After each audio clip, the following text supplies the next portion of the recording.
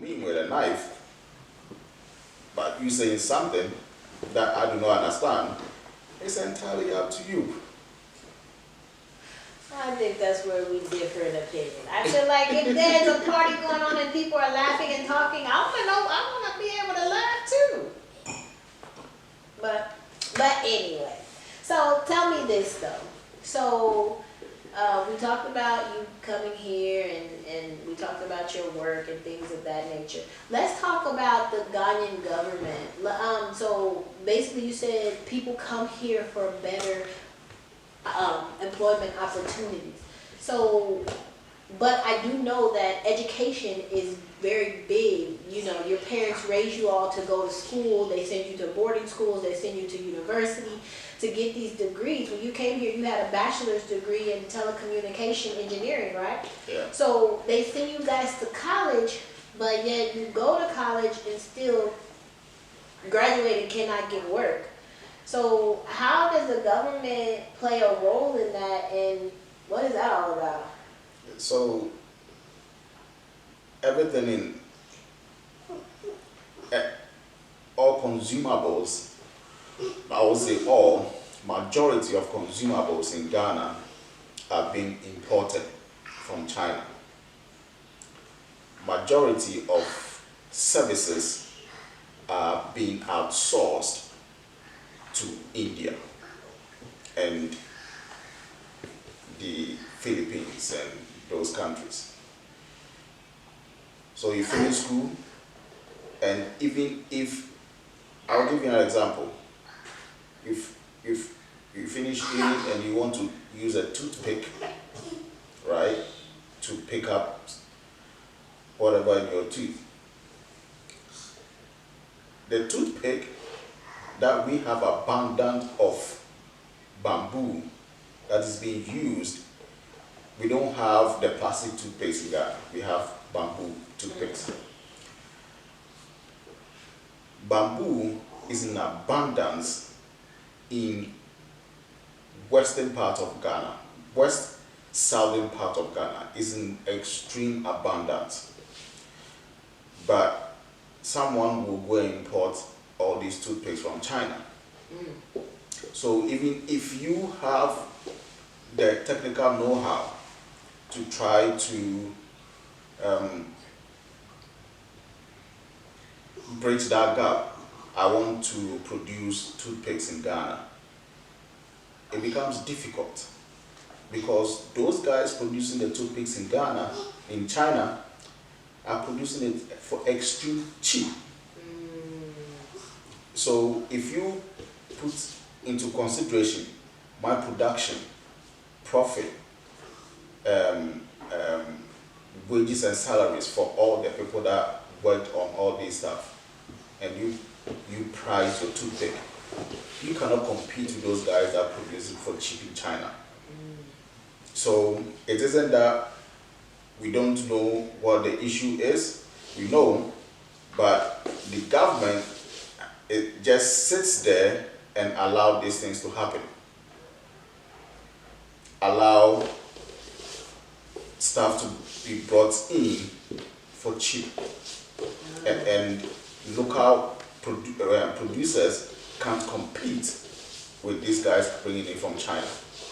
So why doesn't the government want to support its own export? You know what I'm saying? It would seem like it would make the country more lucrative or make more sense Because to promote your own. Because to them, it's not profitable that way to them. They will rather profit from you bringing in the stuff and pay the import duties on it.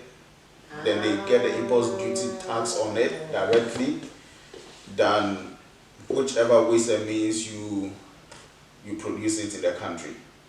They prefer that route, getting the money from the import duties than you producing it locally.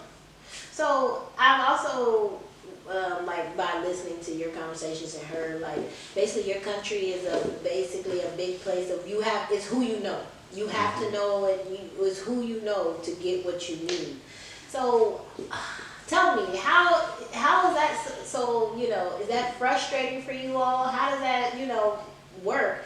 If you don't know anybody, then you practically have nothing. Yeah. So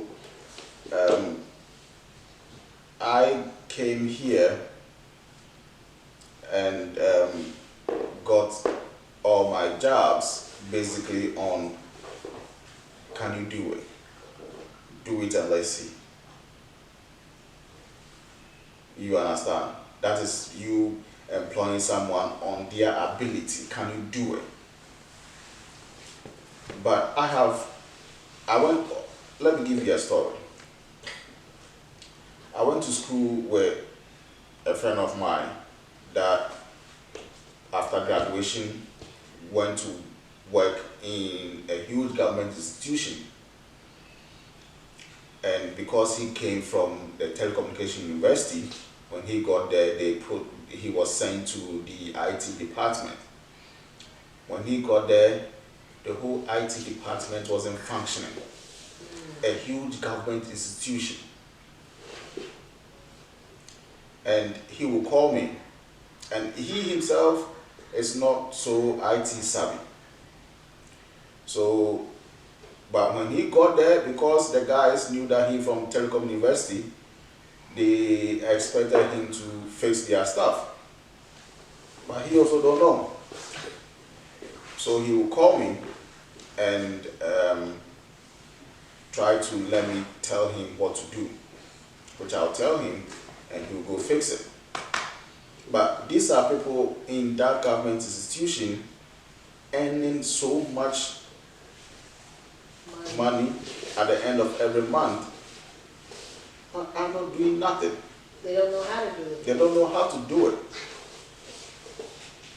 But they got there through people that they know.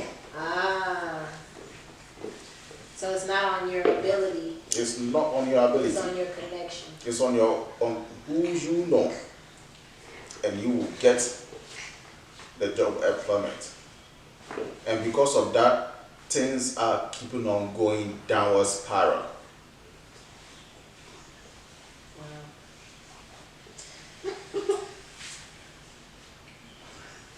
So, I don't know, I'm out of questions now. I ran out of questions to ask. Well, if you want to wrap it up, yeah, we should record it. If you want to wrap it up, it's on you. So, do you have anything else that you'd like to share with us or address or anything like that? So, as I said before, there's a different perspective on Africans coming here, on especially Black Americans. All what I can say is, in looking at the system ever since I've been here, the system has been set up. It's been set up in a certain way that they expect it to play along in a certain way. All what you need to do is to know how to play along. You just have to know how to play along. And the system has been set up. Just know what you want. Yeah, it's set up, but nobody teaches us. No one teaches Black Americans here, but in this day and age, you have a whole computer in your hands. And if you look for it, you will find it. It's in your hands. Don't let this TikTok and Facebook stuff Instagram be the only source. be the only thing that you look out for. Because those are purely algorithms. They will feed you with the trash that you want to see. And I did telecommunication engineering. I studied algorithm. I know how it works. I know exactly how it works. So if you're looking for it, it's right there in your hands. You have to take control of it. I have been in the same room with the so-called superior white, and they are not. They're not. They just have access to the right information. They are just riding on past glory.